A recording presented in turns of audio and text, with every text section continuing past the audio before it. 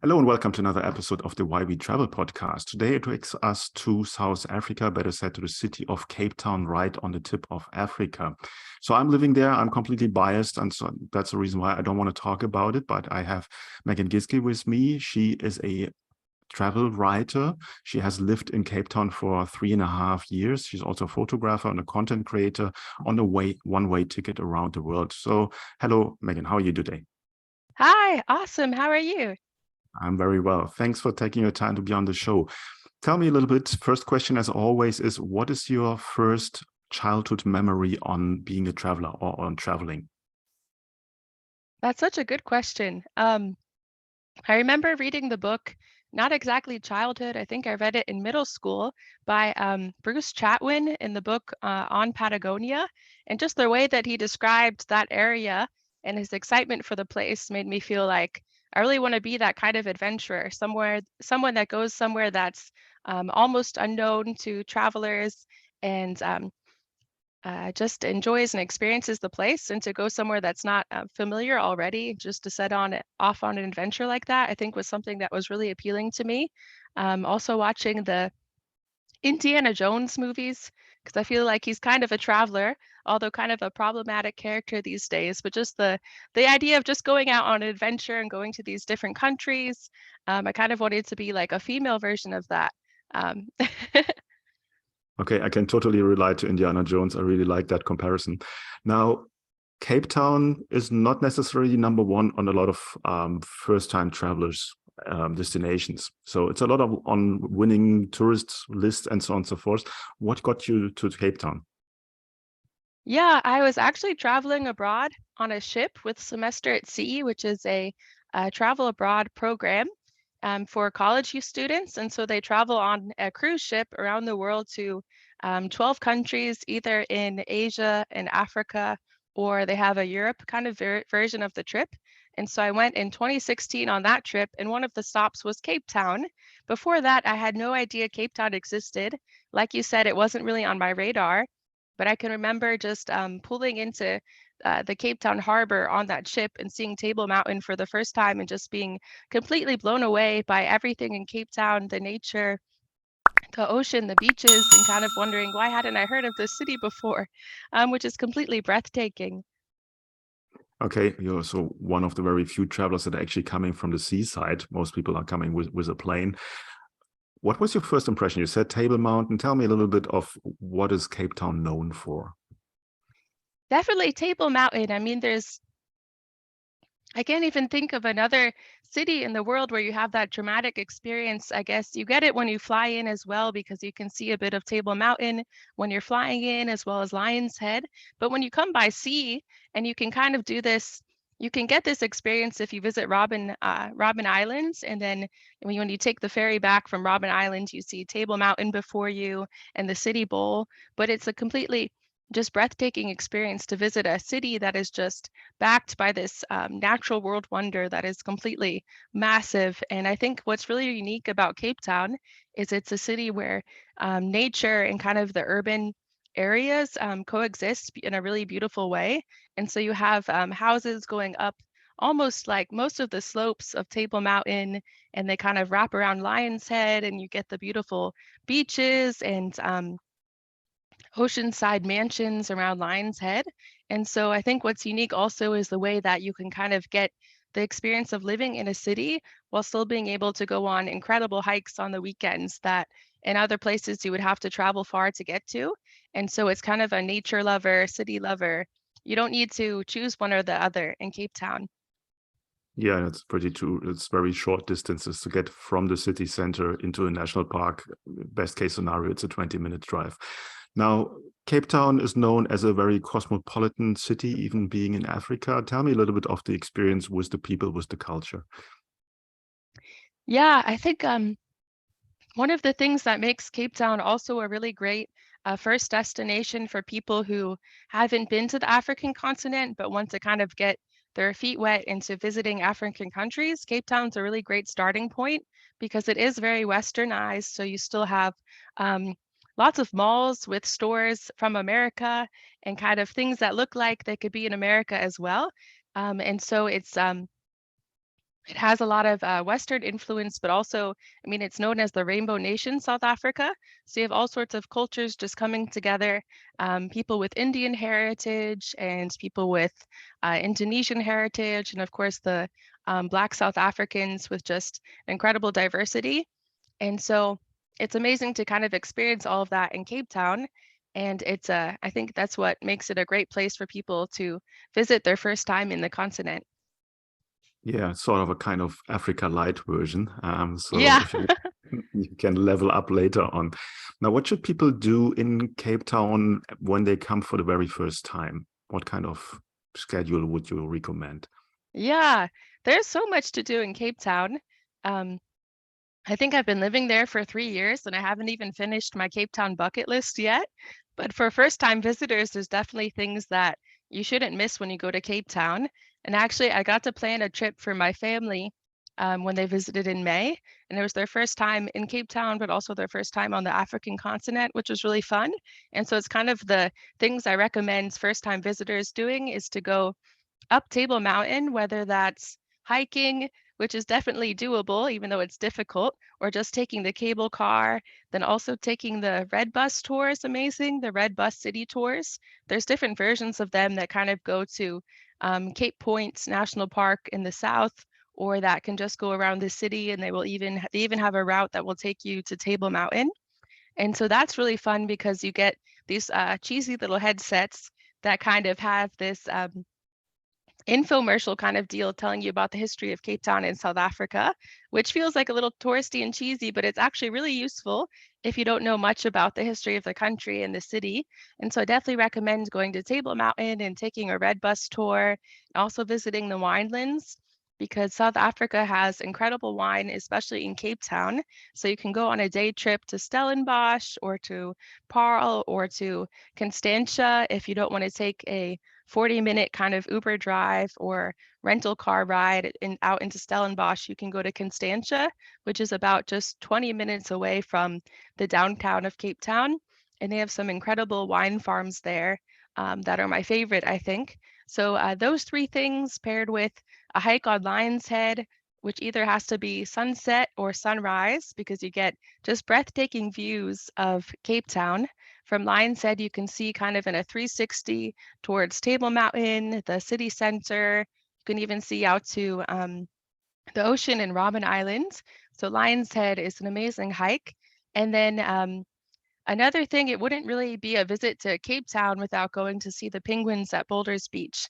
So I think that is something that everyone's excited to do and is like a first for most people when they visit is going out to Boulders Beach, and probably going to have fish and chips in Kalk Bay at Kalki's is another must. I feel like it's an incredible local, colorful restaurant.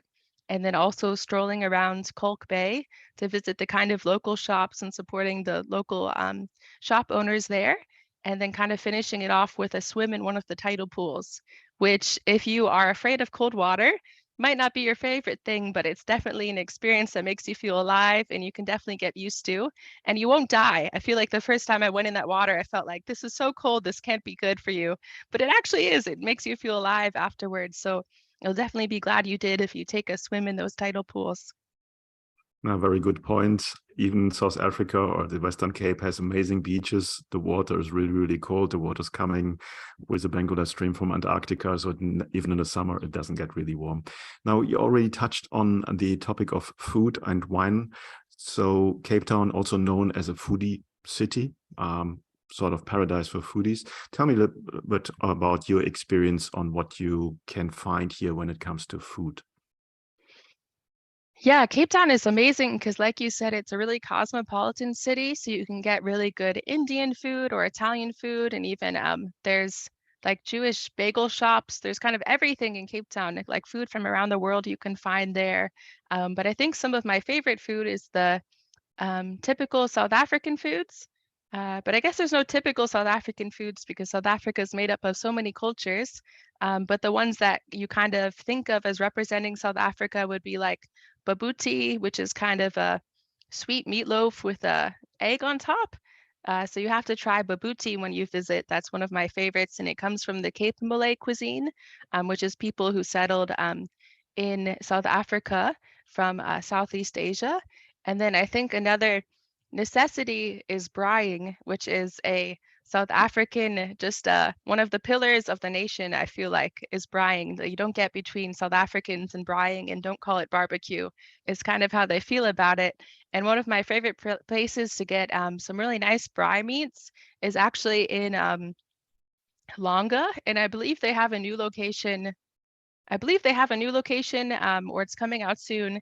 And so Jordan Ways of Cooking in Longa, you can take an Uber there, or you can go there on a tour. And that's a place where you can get these amazing like trays of braai meats that come with traditional Black South African sides, like pop. And it'll come with some veggies that kind of look like collard greens and some sweet potato mash.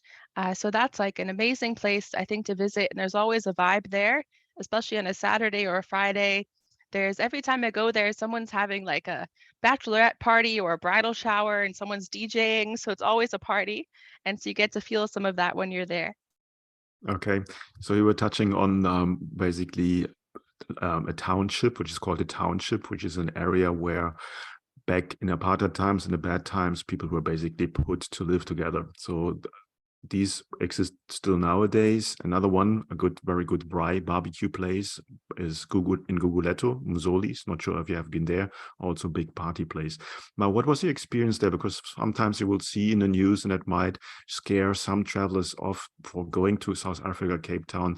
There is relatively high crime rates. But what was your experience in your years here in South Africa and Cape Town with that? Yeah, I think I had a different experience than first-time travelers to South Africa, because the first time I visited South Africa, Longa, which is one of those townships you described, which were historically for Black people only, but now they're still predominantly Black, but it's not really a place that many white South Africans would visit because of the high crime rates and other issues carried on from apartheid. But for me, Longa was one of the first places I visited. So for me, Longa really represented South Africa and my kind of eyes. And over the years of living there, I have a lot of really good friends, some of my best friends in Longa, who I also work with doing kind of nonprofit industry work with them. And so I think Longa, if you should be on everyone's kind of list when they visit South Africa, especially Cape Town, because in Longa you can really see the history of South Africa with apartheid. You can go to different buildings there that were reserved for young men when they were coming to work. In Cape Town, they were only allowed to live in these hostels. And so those are still there today, and you kind of can see them and then really understand the history of the area and what happens to Black people in the country. But also, more than that, I think visiting Longa, you get to really see how the majority of people live in South Africa, because, so many people do live in communities like that. And even though they have high crime rates, I think they are visiting as a tourist, especially if you go like in an Uber to Jordan Ways of Cooking, or if you go on a tour, it's definitely doable. And I've never had a bad experience going there, even though I've been there over 100 times, literally hundreds of times. And I definitely recommend it for people to really get to see what it's like to really live in South Africa, because a lot of the places we recommend to tourists, which are Clifton, Sea Point, Camps Bays, these beautiful high income areas, also Constantia, aren't really the reality of what it's like to live in the country, because those areas are kind of like if you visited Beverly Hills in America and thought that's how people live. And so it's definitely a worthwhile place to visit. Okay. How did you get around the year, or what would you recommend for a visitor? What's the best way to get around in the city, in the area? Um, I think if you're there for a longer period of time, it's definitely worthwhile to have a rental car, because if you want to go to the Penguins, which are like 40 minutes from kind of the downtown area where most people stay, or if you want to go to Cape Point, it's awesome to have a car. And then you also have the option to go to Stellenbosch, which is like an hour away from the downtown. But if you're there for a shorter amount of time, I think Uber is really affordable, and it's safe. There's a lot of safety features these days, and you can kind of Uber to a certain area. So like Uber to Kalk Bay, and then from Kalk Bay kind of spend a whole day there walking around and swimming, and taking another Uber to maybe the penguins, but there's kind of different areas you can go to with attractions that are near each other. So you don't need to be Ubering back and forth. You can kind of Uber a couple of times a day, and then it like stays affordable that way. Okay. Before we come to the end of our chat, one question is, if you're coming to Cape Town, what kind of budget do you need to calculate for? Is it expensive? Is it cheap? What's the best way to get around there? Yeah, that's a good question. I think it's from my experience living there, the kind of rule of thumb I've had is that coming from America, things are usually like a third of the price as what they are in America.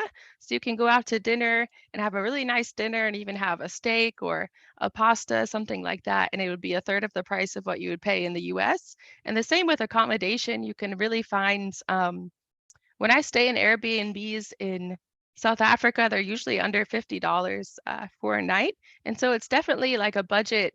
If you're on a budget, it's a great place to visit because you don't need to sacrifice on your experience in order to really have an amazing trip. And then a lot of the things I talked about, which were hiking and swimming in tidal pools and just going on walks and maybe Bo-Kaap or downtown or by the ocean, they're free things. So most of the activities are free. And if they're not free, they're not very expensive. Like seeing the penguins for foreigners is like around $10, something like that. So even a lifetime experience like that isn't expensive. So it's definitely a place that you can go to with a limited budget. Okay. So from your perspective, would you recommend, even if it's a long trip for someone, to visit Cape Town? Yes, definitely. 1,000%. I think it's the most beautiful city in the world. And yeah, I mean, it's the most beautiful city in the world. I think I've been to over 30 countries now. And I'm 27, so I've gotten to do a lot of traveling, and I just love Cape Town. There's a reason that I've stayed there for 3 years and have a fiance who's from Cape Town. We both think it's the most beautiful place. And so I think for anyone, especially if you're into culture or wine or food or hiking and outdoors or sea life, it's really an amazing place with so much also history you can explore, and just to invest in the tourism economy, which is huge and really beneficial to Cape Town and to South Africa, is an awesome thing as well. Okay, thanks for reconfirming, because I'm living here for 15 years now, so I'm totally Wow. biased. So I want to hear it from someone else. Thank you, Megan, for your time. I think that was a very good overview of what you can do and what you can expect coming to Cape Town. And I hope to chat to you soon again. Yeah, definitely. Thanks so much for having me. Have a good one. You too. Hey, Klaus here. Before you leave, I have a question. Are you a traveler? Do you have a favorite travel destination or favorite travel experiences that you would like to share with the world? Then become a guest on the Why We Travel podcast. Simply message me and I will get you all the details for becoming an interview guest, and then we take it from there. That's it for now. I see you in the next episode and have a great day.